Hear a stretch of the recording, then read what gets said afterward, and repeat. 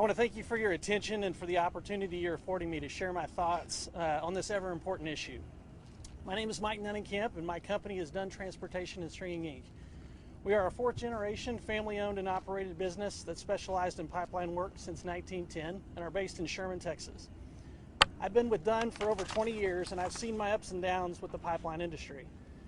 For roughly the last year, our company operations have suffered immensely at the hands of the COVID-19 pandemic. However, a silver lining to such a devastating situation was the great news that our company and our employees, in conjunction with hundreds of union employees, had been awarded a contract to handle roughly 250 miles of pipe for the Keystone XL Pipeline Project. This project seemed to be a blessing and answer to prayer at a time when our company and many others like us needed it most. Unfortunately, due to recent decisions made by our new president with revocation of the Keystone XL permit, we now have lost out on months of work and millions of dollars in revenue. All of our employees are hardworking Americans who have stood with our company and worked with pride to handle these pipeline projects, knowing we are helping secure our great country's energy future. My son, who was hired on at Dunn just over 2 years ago, that represents our fourth generation, put together a few videos of our crews and equipment out working on various pipeline projects. I would like to paint a picture of what those videos encapsulate for you. It shows several of our employees and foremen who have been with our company over 15 years that come from all over, parts like Arkansas, Illinois, Texas, Minnesota, and Louisiana, working hard to provide for their families, showing up early and leaving late to make sure the job's done safely, with quality, and with the American pride our country was founded on. Work on these important pipeline projects represents so many different people from different regions that make up this amazing country. Without the Keystone Project, all of these employees lose that valuable opportunity to provide for their families. I've shared a bit about my company and the impacts this project has on us, and now I'd like to touch on some issues that reach beyond us. Alberta continues to produce oil regardless if the Keystone XL project is constructed or not. Therefore, the need for oil to be transported from Canada will need to be met in other ways. Those ways will include increased capacity in the already existing Trans Mountain pipeline that's in Canada that would take the oil to the British Columbia coast and hauled via tanker vessels to the west coast and over to Asia.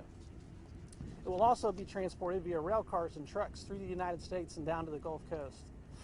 Eliminating the Keystone XL pipeline does not prohibit oil from being extracted, nor does it prohibit Canada from moving the oil to Gulf Coast and internationally.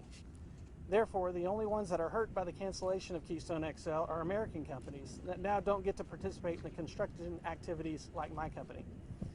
TC Energy has already awarded the construction to other companies like mine that are members of the Pipeline Contractors Association, which is a union-based membership group.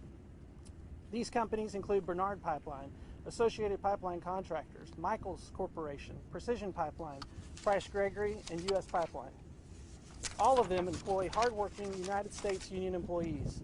Therefore, estimates reach upwards of 11,000 people that have effectively lost their job with the cancellation of Keystone XL. TC Energy has also fully committed $1.7 billion to operate the pipeline with renewable energy and achieve net zero emission within 2 years. This is unprecedented and speaks volumes about the advancements the pipeline industry is making towards a greener future. Their commitment amounted to the equivalent of taking 650,000 cars off the road, one of the largest renewable energy investments ever. It is also a fact that TC Energy had entered into an agreement with an indigenous group, Natural Law Energy, who committed to invest Canadian $1 billion in the Keystone Oil project. The finalization of that agreement was pushed back to mid-21 to confirm the project would move forward. Now, with the cancellation, that eliminates these indigenous groups from participating in earnings that Keystone would provide. Consequently, this denies them the opportunity to improve their living conditions, hospitals, schools, and overall standard of living.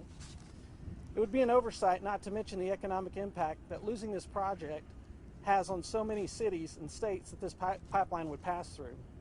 More than $100 million of annual property taxes for rural American communities that could go to fund schools, infrastructure, and roads would be lost. As you can see, the cancellation of this vital project affects multiple people and companies throughout the United States. I saw a quote this morning that sums up kind of what's at the crux of this issue